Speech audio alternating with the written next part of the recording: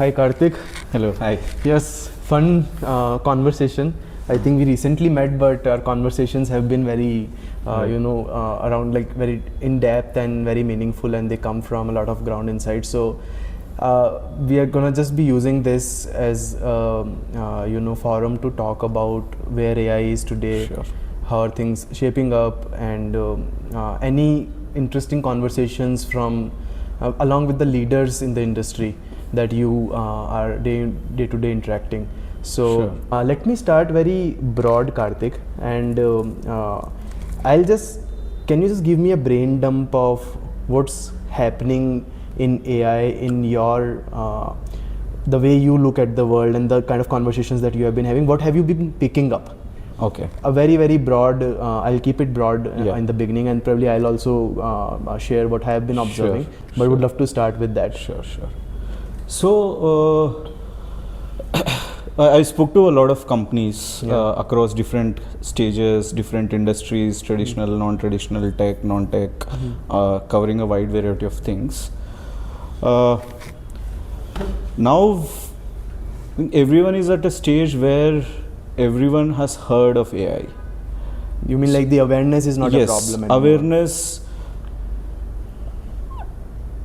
Yeah, there's a nuanced answer to that, but are people aware of the term AI? Yes. And two, are people using AI? Yes. But what do you mean by using AI is a different conversation. But everyone has their own now ChatGPT/Claude account. Everyone talks to them, asks it questions, queries, etc. I think till that much most people have come. But how is it being implemented or adopted in organizations is a completely different thing.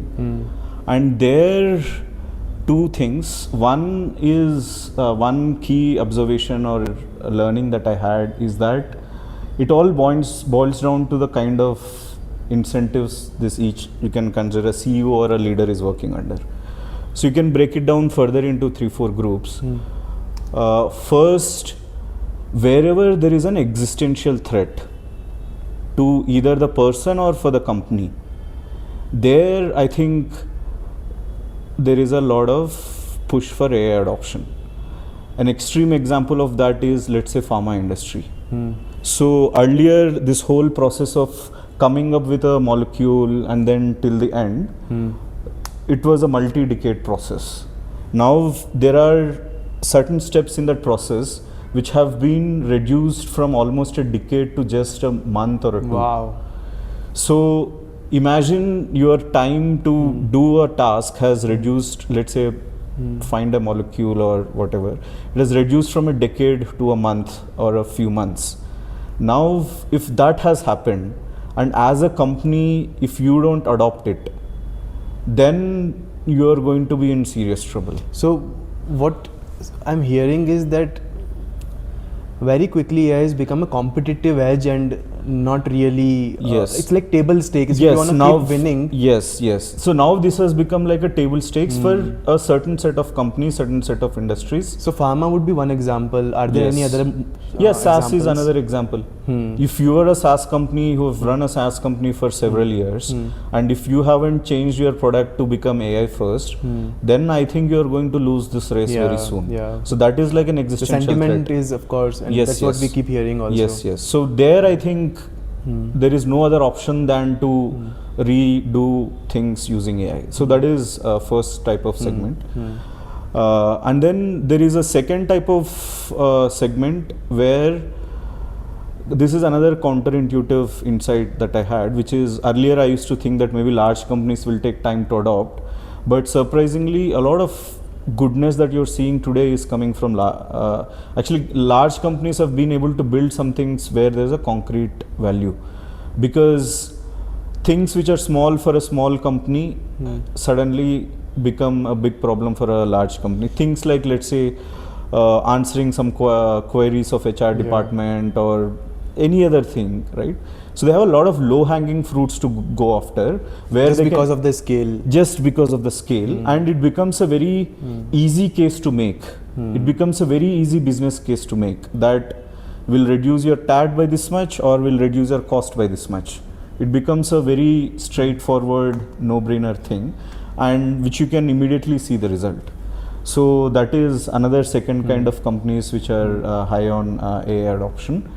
And then there are third type of companies where the leader slash founder, either it can be a internal employee slash functional leader, or it can be a CEO co-founder, who have a builder persona, or you have been an engineer earlier, or in general have a builder persona.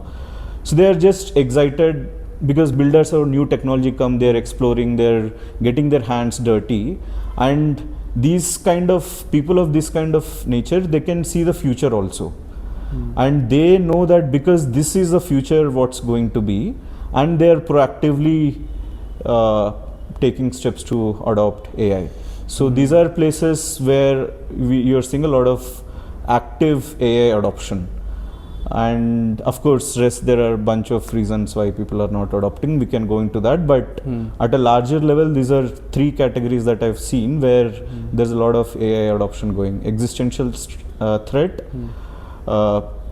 Second is a lot of low-hanging, clear business use cases. Primarily because of scale of the business. Primarily because of scale, and maybe other reasons, but primarily because of scale. And third is proactive builder personality founders or functional leaders. So many of my recent conversations, I would call them in the third bucket, where when I interact with a lot of early stage founders, like I can give you like a few snapshots of the conversations, right? So there's a very early stage D2C founder. She is building an apparel category. And she has just shipped her first 100 product samples and like a few of her units to a couple of micro influencers, right? And she understands that building an apparel business in India is tough.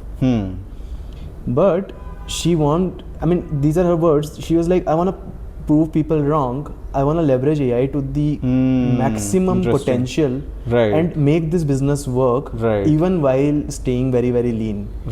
So I'm okay having this army of whatever AI workflows or AI agents or AI employees. I'm team AI employees, and do more ambitious stuff. Take up larger challenges. Yes. So that's one a set of conversations in bucket 3, and another set of conversations in bucket 3 is where people are running their businesses, but it just so happens that their business is not they do not deliver a tech outcome or a tech product as core of their business. Yeah, tech is not the tech is not their offering to the customers. Customer. Customers don't pay for that. Yes. So these folks, a lot of those founders have picked up really quickly on Emergent, even for that matter a bunch of any other Claude Cowork or Claude Code, and they have started building things. So when you say that people are already aware and everyone is using the tools, I'm also seeing a lot of discussions where people are not just using, they're building using AI. So this is also like a very, very clear kind of like a pattern that is very visible, and I'd still put it in the third bucket because you need to be a builder persona to be able to build even the first version. So what's happening with those systems and those tools that are getting churned out of What is their underlying motivation to do it? Primarily they want to solve for efficiency, and they are coming across other people who are doing much more ambitious stuff and leveraging AI at core. So it's just their builder persona that comes out and says that why can't I do it? And of course, like Claude and everyone else is running TV ads that anybody can build whatever they want, and that just helps, right? So folks have started taking those paid Claude plans and Codex plans and Emergent and stuff, right? And the use cases could vary from case to case. Someone wants to do just customer research at scale. Someone wants to build a GTM engineering all based using AI agents, right? Someone wants to build just a CRM which is customized to what they want to see and how they want to see it. But they do give it a shot. So yeah, that's another pattern that I'm seeing broadly. Roughly what stage of companies are these? So the one one that I was referring to, she is starting in apparel. She had just shipped her first 100 units. Okay. So super early. Okay. Just hitting the Right. market. Right. Another one recently raised a bunch of capital from a few VCs. So Right. in total, they have raised about 70-75 CR. Okay. And that's like the Series A Right, is right, done. right, So right. they are between Series A and Series B now, thinking Right, about their Series right, B. right. And they run, of course, operations, and Right. their system is at a much more scaled, Right. kind of like a setup. Right. So that's like the nature of another set of companies. Right. So Right. so essentially that would give you a sense that even across the spectrum, at least that's how I am feeling. Across the spectrum, people have this builder drive to try Yes, a yes. bunch of Yes, stuff on yes, themselves. yes. Yeah. Yeah, that on that note, I think it's like any new technology coming up, right? So, any new technology coming up, there will be early adopters. Yeah. Yeah, I think usually the early adopters, a section of early adopters are these people who usually have this explorative builder persona kind of people. Yeah, absolutely. And I think this ties back to one of our points that we were just discussing before we started recording, right? So, where you were referring to augmenting decision making and kind of like how you sort of like infuse intelligence. Right. Do you want to double click on that, because that's, I think, a very interesting angle to this discussion. Yeah. So it goes back to, I think, maybe a larger question. So I'll come to your question. But if you step back and think, I think the larger question is about, okay, these are certain types of people who are using AI. We have covered that aspect. Then if you look at what happened to others, why are they not able to use AI? Yeah. What are things there? And then a part of that is your question is a component of that that thing. If you ask that question of why are companies not able to, let's say, if AI native org is the end state, Yeah. and why can't we reach there?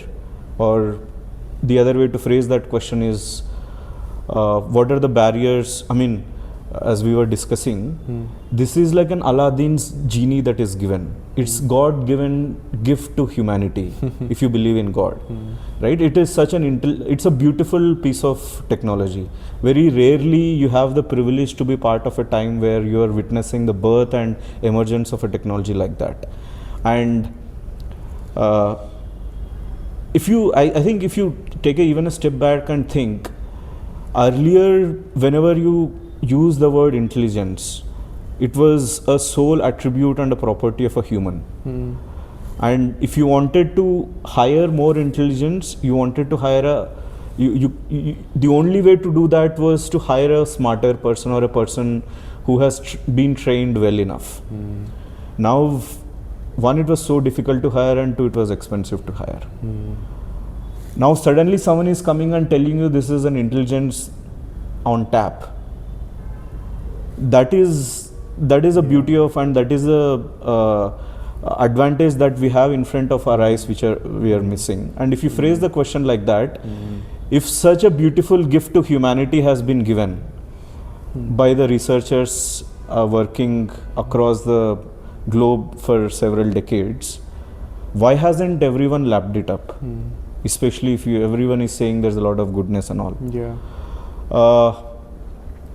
There I also tell people that in this journey I see 5 hurdles / chasms that usually one has to cross. First is the one of fear.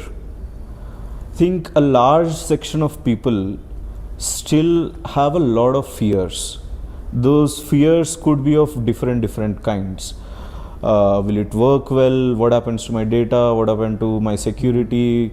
Will it work well, not work well? I heard that it is expensive. Also, you keep seeing all these posts of news of Uber or some X companies spending away all their token. And then The moment someone listens to that, then there's like, oh wow, this is an expensive affair, this is not for me. Or fears also manifest in other way, just innate fears of, I am not a tech person.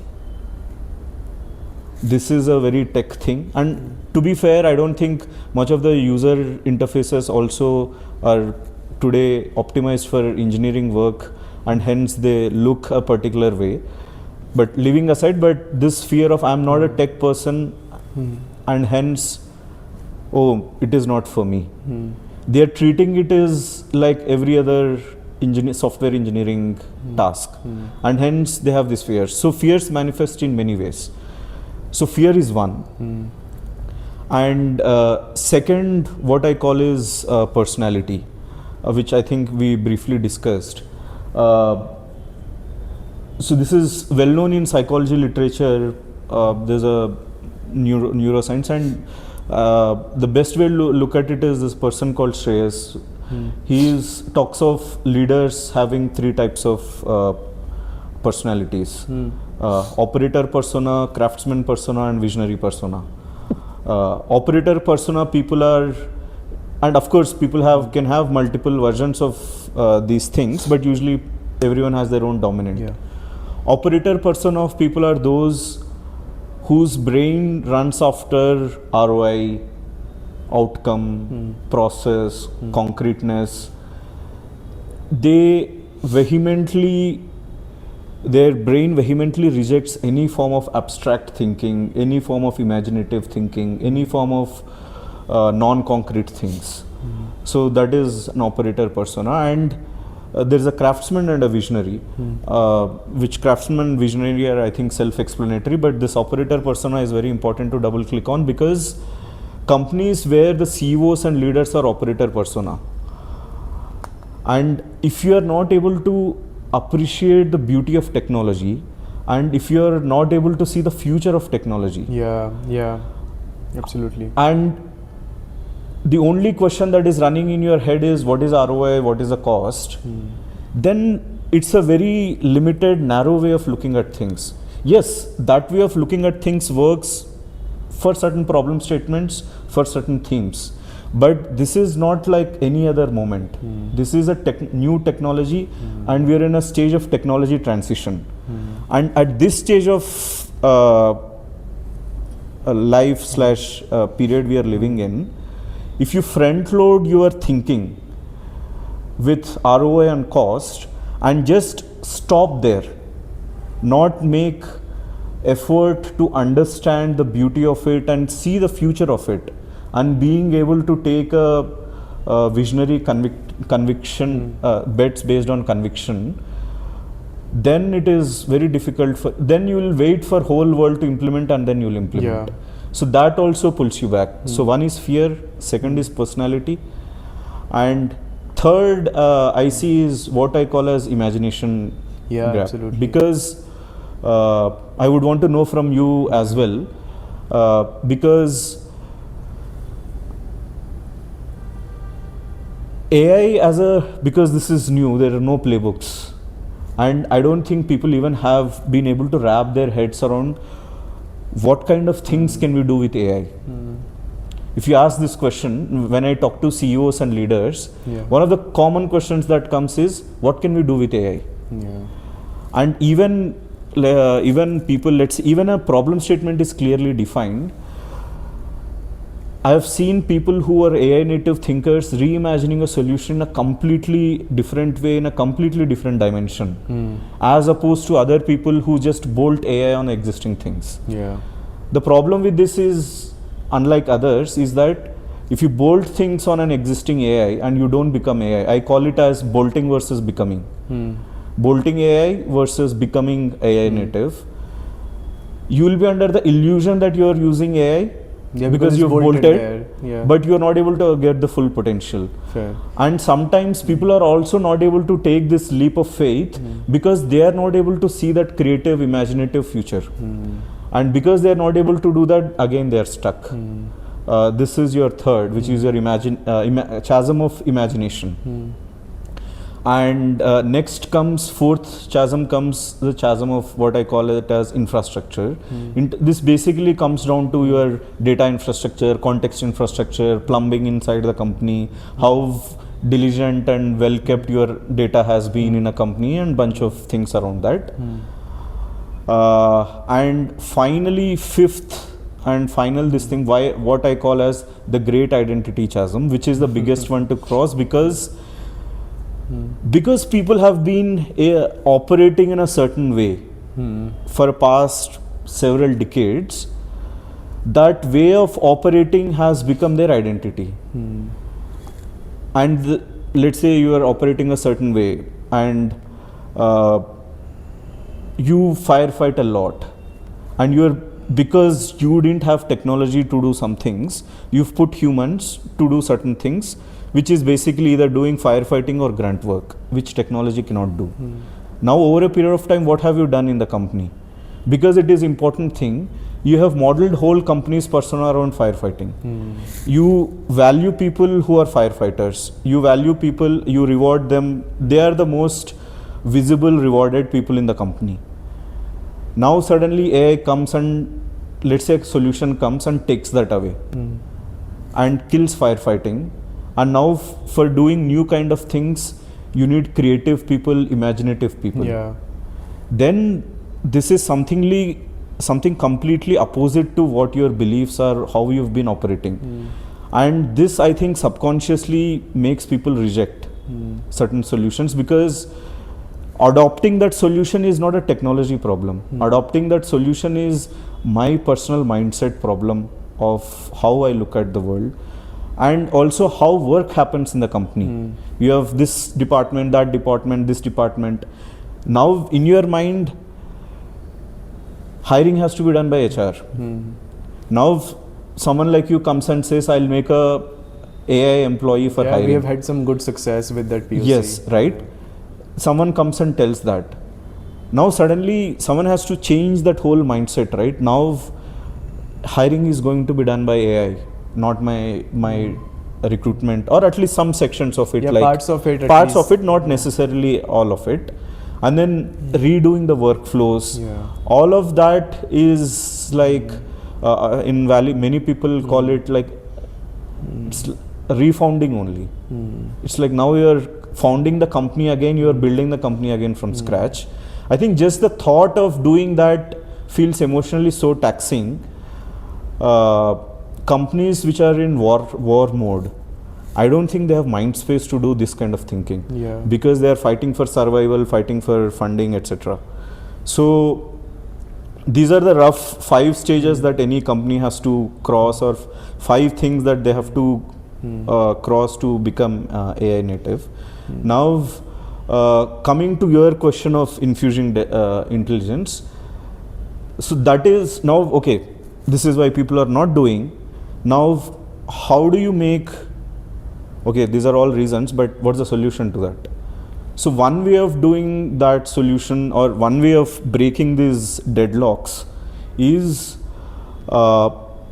just make people experience the magic of AI more and more.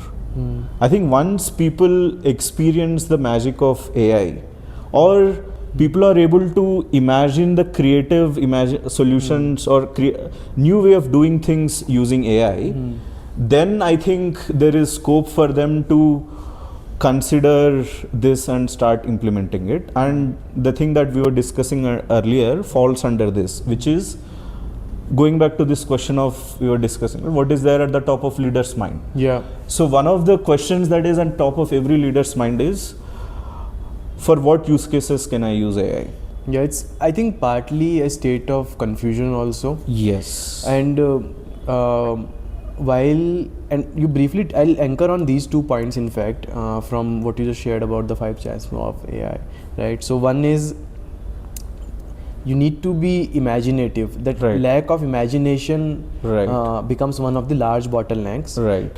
And second one is that the usual answer that you would get when you are stuck in this question, that what use cases, is that AI should be omnipresent. Like, is there anything that you can't do with AI? And honestly, that's a very tricky spot to be at, because in an org's say stack of stuff that they need to solve for, Hmm. maybe an omnipresent AI may not be the Right. top of the stack. Right. And if they are not really imagining a future like that today, Right.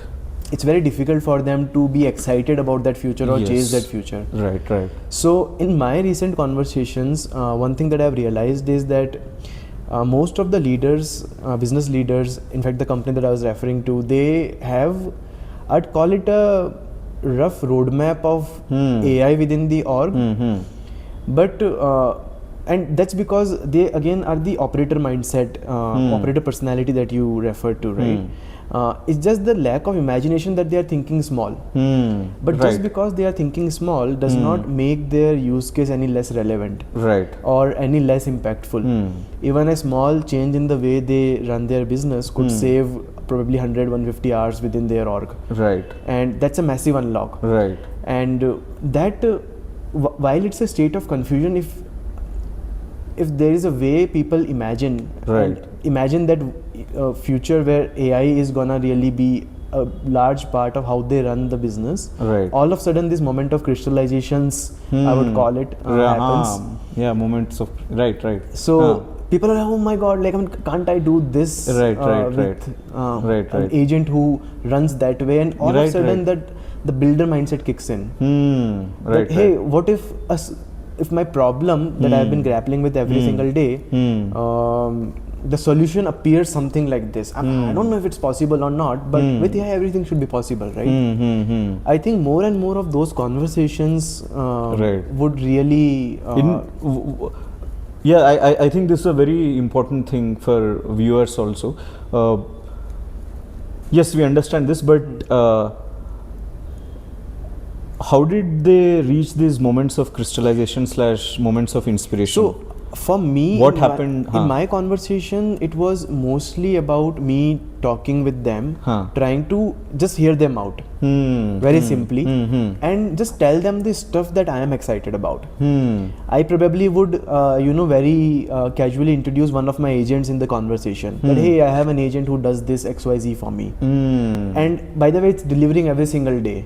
And it's so intuitive that hey, if the agent can do this for you, then why can't it do that? And by the way, that is my use case. Right. So I think that I'd call it like some rays of something working, some hope, where the person sitting across the table says, hey, it has worked for me. Yes. Why would it not work for you? And that sort of like gives them the confidence to imagine and come out of that state of confusion with probably some moment of crystallization. Right. The conversation could be that moment of crystallization, or they hearing about a particular use case could be that. Right. Or probably while they are looking at other stuff, they are having an internal thought process within their mind that kind of like crystallizes into something more nuanced and solid. What is this confusion that you're mentioning? So I think people who are very, very ambitious and who want to do more have exposed themselves to AI. And they've tried building stuff. Right. And they also realize that it's powerful because they have had those dopamine hits. I'll call it that, right? And dopamine hit. So the models and the products and they are like designed that way, right? So if you had those early dopamine hits, you imagine everything to the AI would play a role in every single thing within your gamut of what you do. Right. But then all of a sudden you don't have a path to achieving that. Because that's like a vague end state that you are hoping for, but not really able to imagine it entirely, not really be able to think through a path to get there. And I spoke to another founder. She runs an AI transformation company, and lot of their work, they work with a very different set of businesses, but a lot of their work goes into just educating people about this, like just like having these conversations and stuff. And they get a lot of value out of those conversations because even the product experience that they design for these customers the whole roadmap, so to call, and these are like large manufacturing companies doing say 2,000, 3,000 CR in their top line. So they're still like slightly, particular about how they think or the terminology that they use. So that state of confusion is very persistent. So confused and very about palpable. What? Confused about where to start. Confused about where could be my quick win. Right. Because no one wants those. I mean, the folks that I am referring to, that set of folks, though they will not want to wait for an year to get a return. I mean, they're the same operator persona that are obsessed with ROI.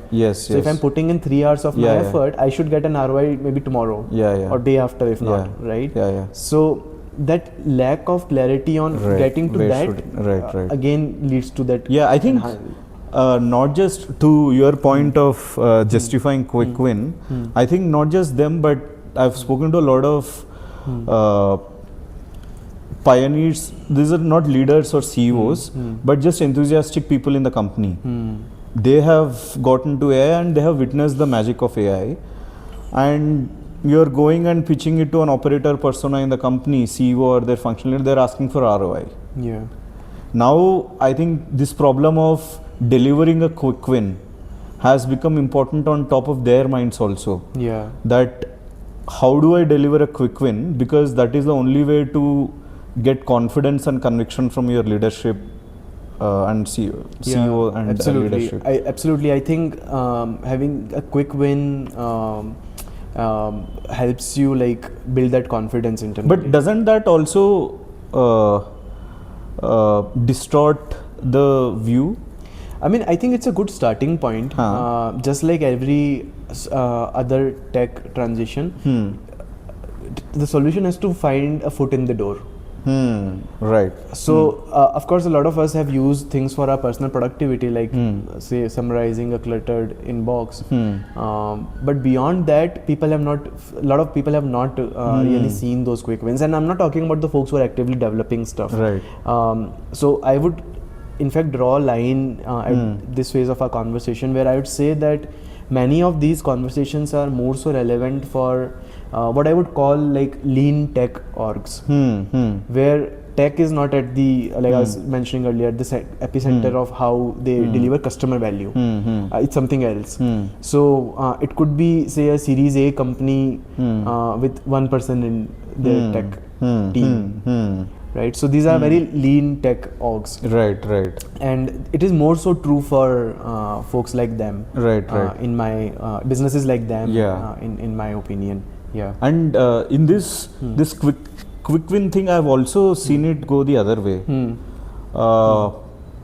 For example, the most common thing that we've discussed is, okay, you've connected your email to your Claude, and it's doing bunch of stuff. It's labeling, it's summarizing, and all those things.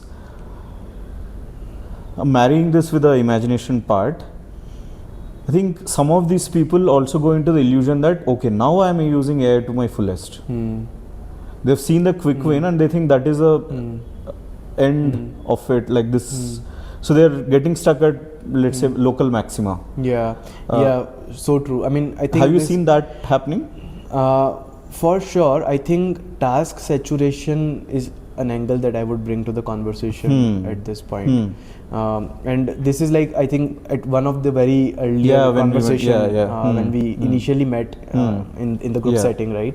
And task saturation is very relevant to call out over here. They may just be thinking about that email summarization because today they are just frustrated about that.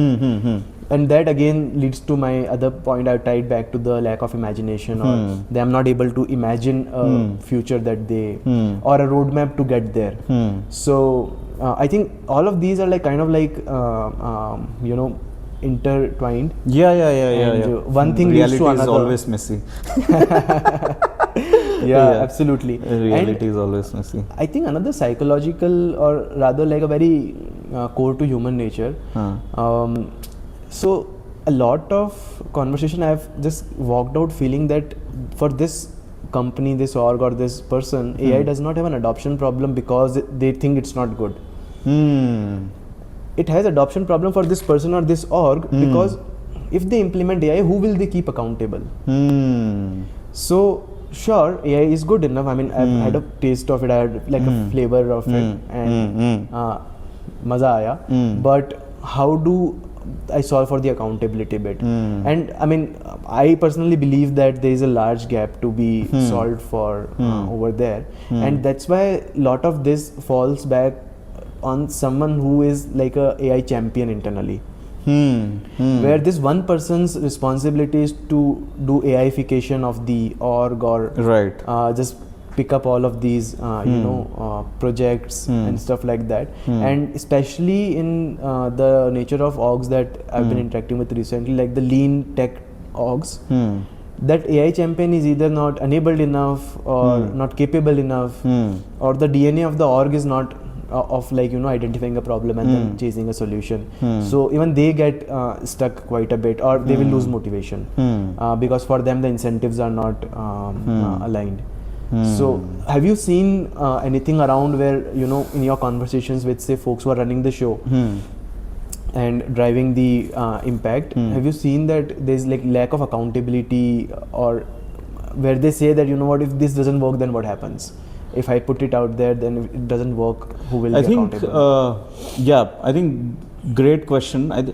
The way it manifests is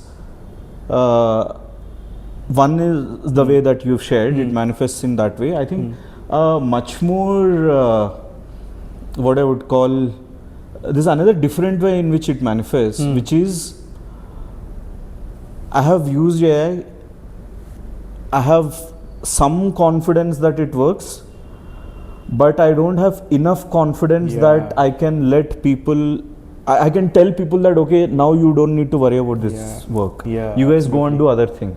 So now I think maybe these are all stages of transition. Now there's a transition stage where there's a work which you have built AI and all the necessary hardness and context around it to be able to solve a particular thing. And of course, it will have some problems and all. Now we have two parallel systems running.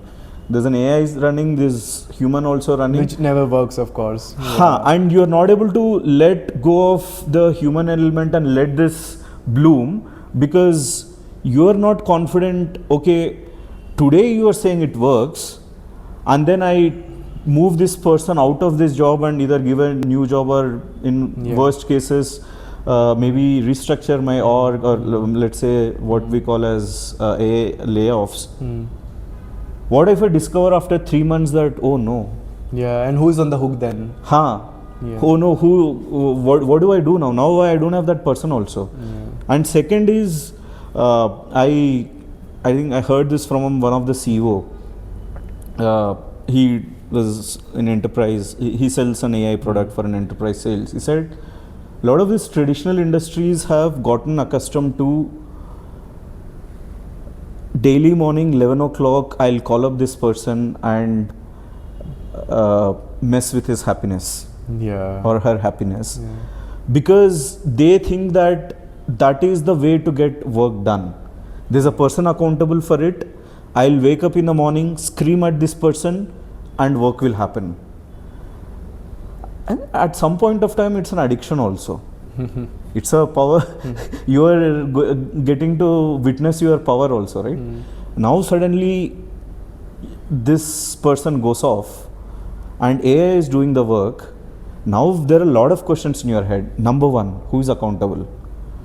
If this goes wrong, who am I going to? Earlier I had a person to go and scream. Now who will? I can't go and scream at Sam Altman or for Anthropic for that matter. So who is it? I think conceptually people are not able to wrap their heads around it, because till now we have associated accountability only with human.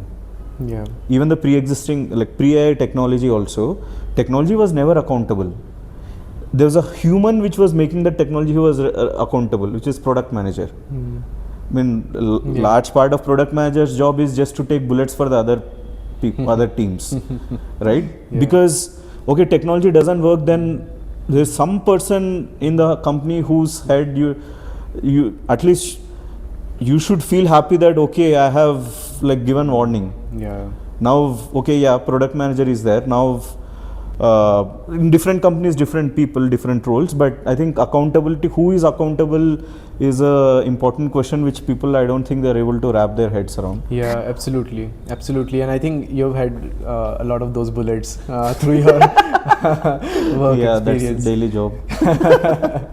Absolutely. So, by the way, this is very relevant to another recent conversation where, you know, this person runs a manufacturing business. They're a new age manufacturing company. They and the one of the founders that I was speaking to, he's responsible for about a 150 CR turnover within their business, and he was like that. I just need a CFO, and this, by the way, CFO is a chief follow-up officer. Because he's like, sure, I'm the CEO for this unit of my business, but Right. what I'm doing is just trying to get hold of people and ask them to do stuff. Yeah. So it was the 11 a.m. example that you gave me reminded me of this, where I think not just the leader, even the teams have become accustomed to working that way. Unless somebody comes and asks me that whether it's done or not, I can do it later. Yeah. Right? So this person, they just wanted that, can an AI agent on my behalf go and follow up with people? And can it do as if I am doing it? Yeah. So can the message just go from my WhatsApp? Yeah. And can the message just look like as if Just I am like typing I it? am typing it. So where does this and stop? maybe then? also train it with the specific words that you are Absolutely accustomed to and we use. had those conversations, and turns out this alone is a massive unlock for their business. If And typically, are these internal employees or external? so, a lot of them are internal employees, or a lot of these the context is that they have to respond to something external, but they need that clarity internally. So again, you have to come back to internal team, and then the external aspect of this would be when you are expecting money from someone. So like just chasing for payments, which is I think a real problem. But there maybe you would want to just call up the other person. But at least the internal follow-ups and just the project management of things. So most business leaders have not had a great project manager at their disposal, which I think an AI could very well do. I have actually a slightly I would say different take on that. Yeah, please go for it. Especially when it comes to internal teams, the example that you've mentioned. If a person is not doing a job until the CEO or manager is following up, then you've done something wrong. Yeah, I mean these folks are also saying at the same time that these roles are very high attrition roles for me. So maybe I'll see an attrition of 30% or 40%. So what is most important today for me is to get my job done today. Yes, right. If that requires me to follow up 3 times, I'll do. It's fine. Right. I mean, just let AI do it. But what is Right. most important for me today is to get this thing done.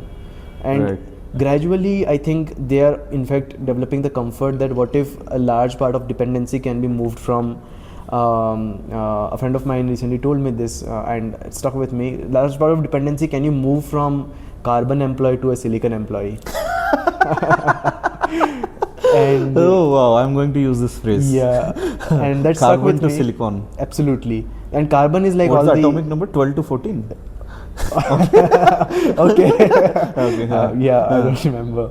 I have to revise my chemistry periodic table. But yeah, I think that's like a shift that a lot of people are excited about, and they don't want to get rid of people. They're saying that what if the role changes a little bit? Yeah, role changes, and also I think to your point, fair. I think a lot of CEOs and leaders have learned to cope up with some amount of dysfunction in an organization. Because in earlier pre-AI era, there was no other way out. As you said, right? I need these guys, and what's more important for me is just work happening today. Yeah.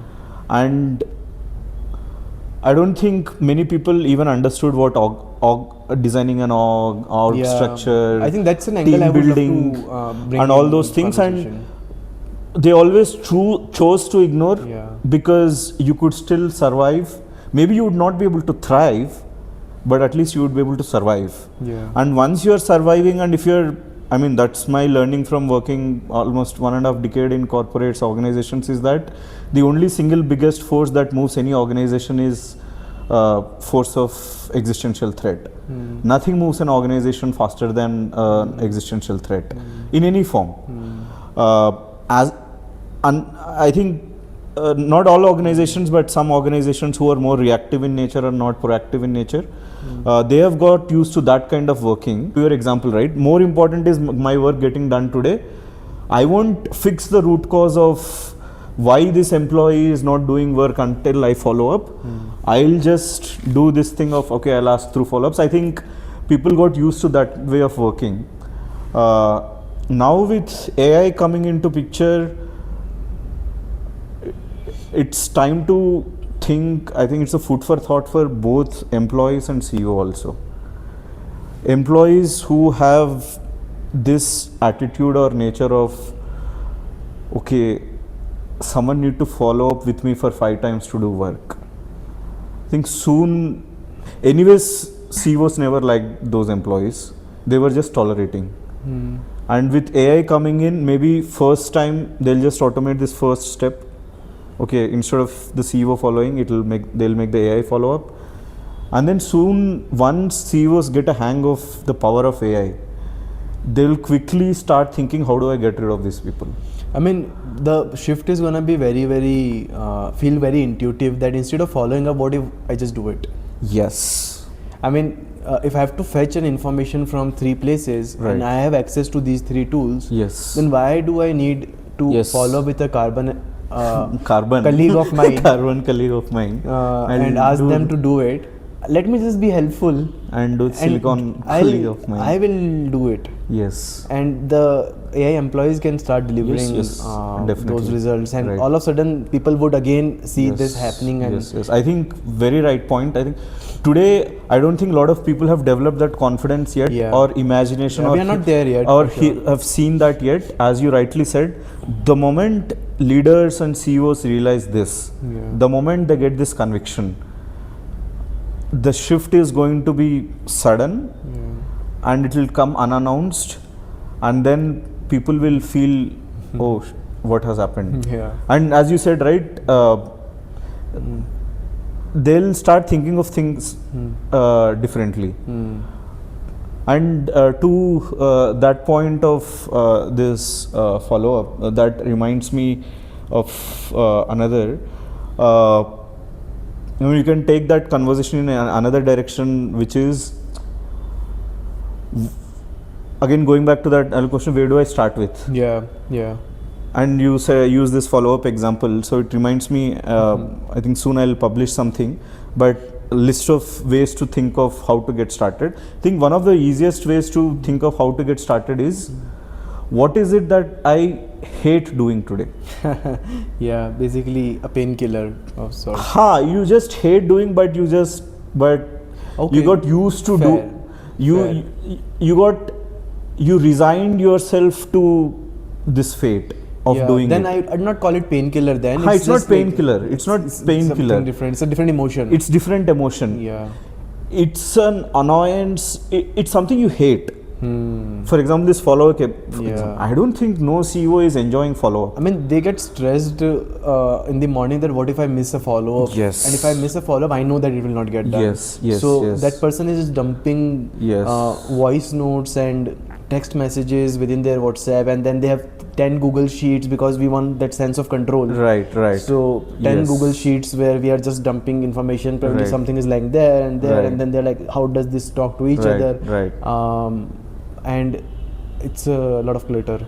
I think that's one way to start. Think of just yours, what is that you hate doing. Again, there also imagination gap comes. If you don't have imagination of what AI can do, you won't even realize that there are some things which you are annoyed about which AI could do. Follow-up is a very straightforward, evident example. I think that's to get started, to get a quick win. That's one way. But in your, what are the other types of quick wins that you've seen? So another one is just like information retrieval.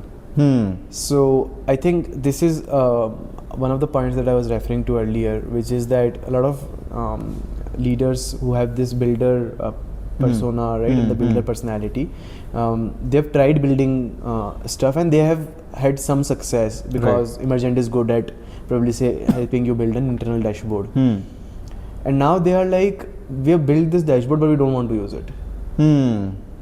I don't want my team to use it. Because the moment I give them a dashboard URL, they are like, sir, who will log in and do it and stuff, and their default mode of retrieving information is asking. Interesting. So Right. They would just call up someone. You got used to it, habit, right. Again, very much linked to habit, because people create work for other people. Right. So I think more people in your system will create more work for every single person in the team. Have you watched this very old show called Yes Minister? Yes Minister rings a bell, but I can't like. Okay. Well, I think you should watch. Interesting. This is, I mean, that point of, you said, no, how people create work for others. Yeah. So this is a show, and it's very good show. Interesting. I'll watch it, and then probably next time we talk. The whole show is about there's a bureaucrat. Who is this is based out of UK. They have an Indian type of administrative system. Think of an equivalent of IAS there. There's a secretary assisting a minister. Politician, he comes with all ideas and all these things, and this guy doesn't do anything because it's a very good satirical show. What they're doing is they're just trying to create work for themselves. And whenever someone comes and tells that you can do it in another way, they come up with 100 excuses of why it can't be done. A part of it is because they just got used to doing it that way. The way you said it, if someone is used to just calling and asking. I mean, so all of a sudden that becomes a bottleneck in their system. So that again could be a very quick win, because at the core of it, if I abstract it out, what I'm asking for is an information or a piece of data or a piece of knowledge sitting somewhere in my system. Can it be retrieved? And I mean, with more specifics, I could convey the gravity of the problem, but this alone is a large bottleneck within their system. Where as I ask them, like, okay, who is responsible for answering these calls and retrieving this information manually from the dashboard and sharing? They're like, everyone. People call me up. If they have access to me, they will call me up and say, sir, what's the status of that? I mean, it's on the dashboard. You can just go and look it up. But I mean, the DNA of the folks that they interact with. So it's a very different persona, and they are actually running solid businesses. Again, it ties back to the segment that I was referring to, like the lean tech orgs. And honestly, if the tool is there, the dashboard is there, they could have, by all means, if they have access to it, went there and looked it up. And then another challenge specific to this case is that one screen is not talking to the other screen. So if say you are getting one information on one screen, you need that information to get the next 3 data points, which you have to manually then fetch, because this again, this product is built on Emergent. It's not like a fully functional tech team that has built this considering the most intuitive UX.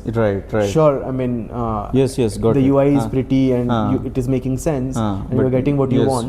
But there are 3 extra clicks that you have to do. And this is like the annoyance and the irritation bit that you were referring to earlier. So I think that's another category of those quick wins, and then of course you become a part of their execution. They develop the comfort of letting AI become a part of their execution gradually from there on. So, and how do these people? I'm curious to know how any form of human behavior fascinates me. So I'm just curious to know when they started fresh. Maybe in initial stages in transition time, they behaved like that. I'm very curious to know how this pans out, let's say 3 months later. I see a spark in their eyes. Whose eyes? CEO's eyes? Yeah, like the business leaders and the CEOs and probably the top leadership team, right? That, oh wow, okay, we can do that as well. I mean, all of a sudden, I mean, the moment of crystallization that I was referring to, they're excited for those next 3 months.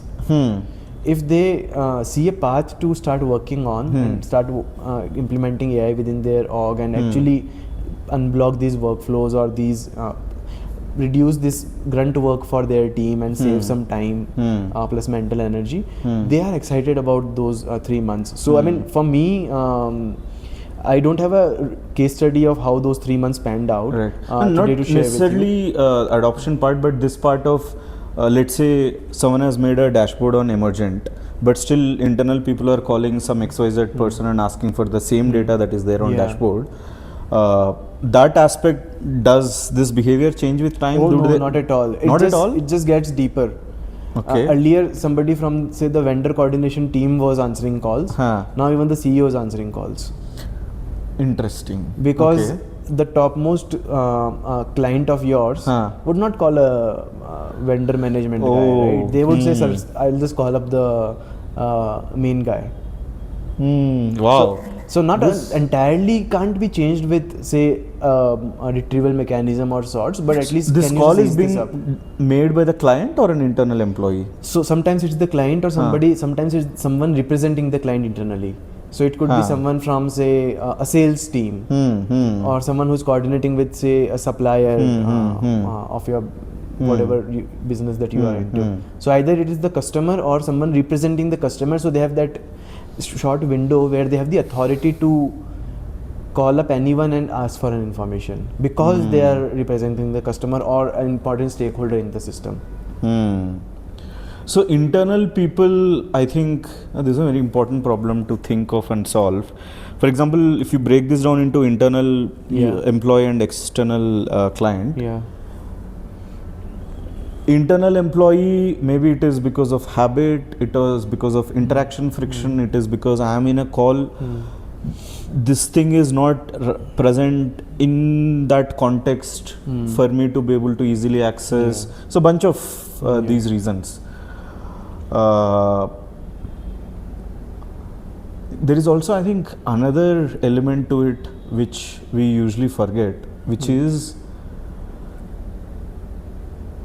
people want to brag in front of CEO or their manager or leader that look, we are working. Yeah, it's like proof of work. Proof of work. Earlier, your proof of work is you have called CEO 5 times and gave updates and asked for information. Yeah. And then you felt that if you do that, CEO feels that, oh, okay, okay, this guy has come to me 5 times with 5 different queries. Wow, he is really doing something. Yeah, this person is up to. This person is working in the organization.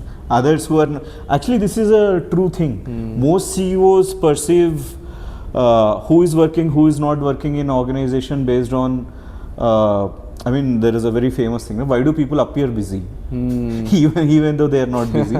Because everyone is trying to project something about themselves in an organization. absolutely. Maybe this is also a component of it. Yeah. That this is my mechanism of demonstrating to CEO that I'm working. Yeah, so I think this human psychology will become a very important factor in how AI gets adopted within the org. Yes, not just with org also, but you also need to be careful about when it comes to your end users.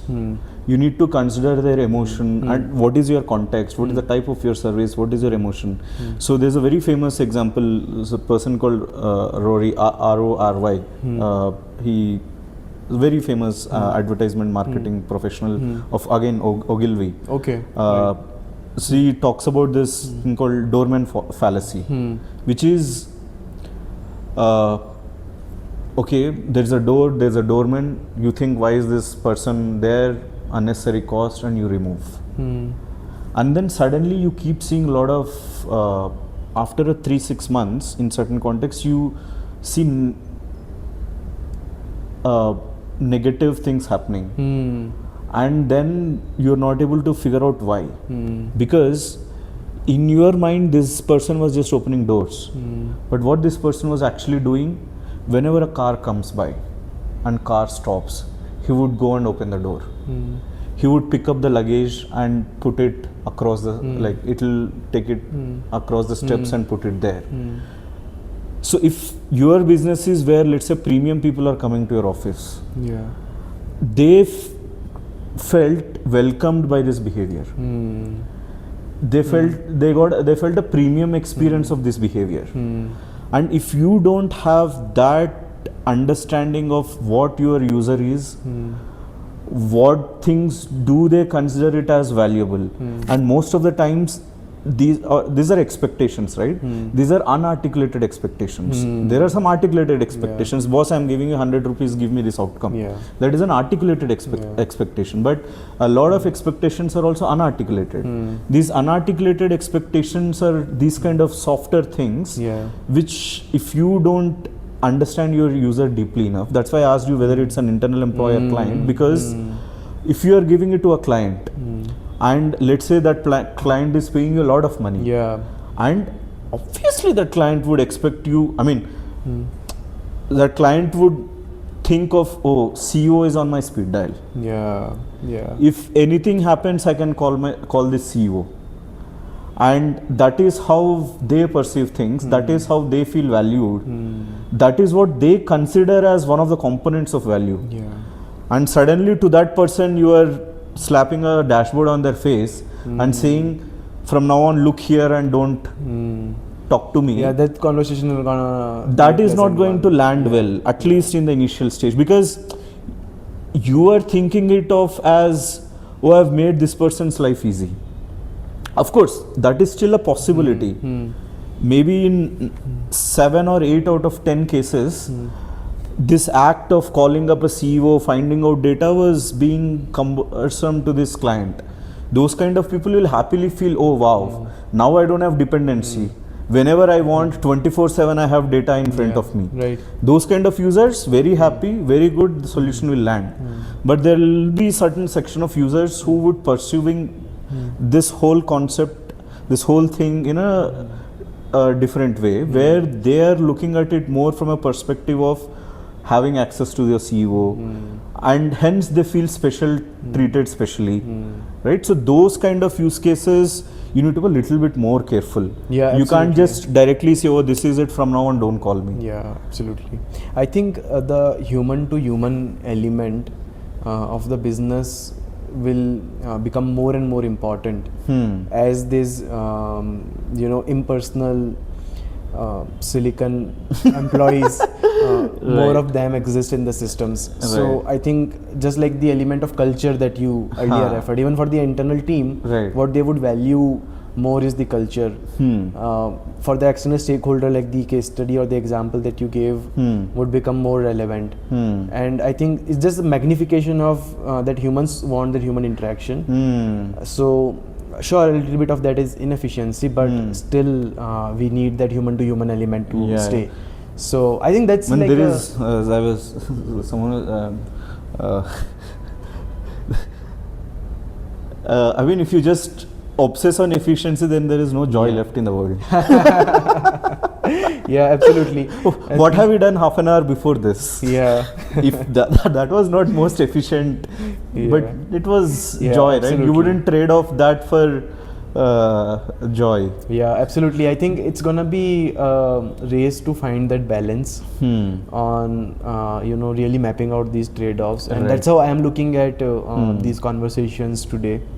That what kind of balance excites say a business of this nature versus a business of that nature, a leader of this nature versus a leader of that nature.